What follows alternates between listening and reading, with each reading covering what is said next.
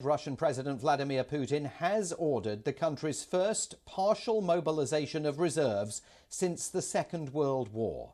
In a speech broadcast to the Russian people today, he accused the West of engaging in nuclear blackmail against his country. I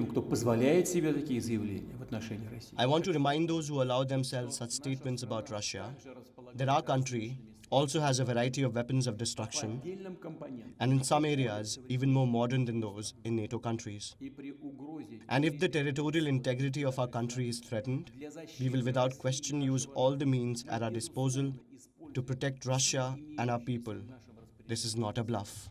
Germany's Vice-Chancellor is among many world leaders condemning the Russian president's moves.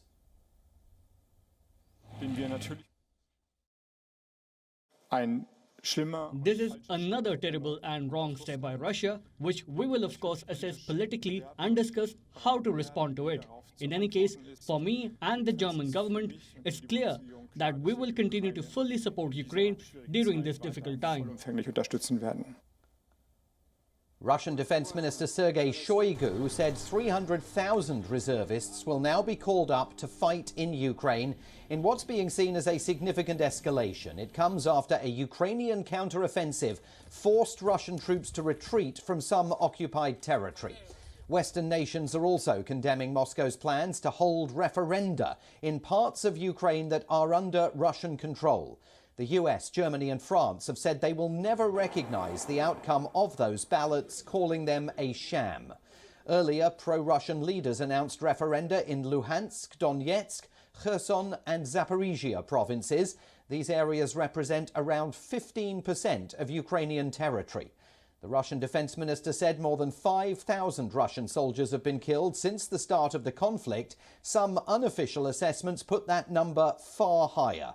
He dismissed claims by Kyiv and the West that Russia has suffered heavier losses. According to Shoigu, 90% of wounded Russian soldiers have returned to the front lines. For more on all of this, we spoke earlier to Scott Lucas, political analyst and professor of international politics at the Clinton Institute at the University College of Dublin.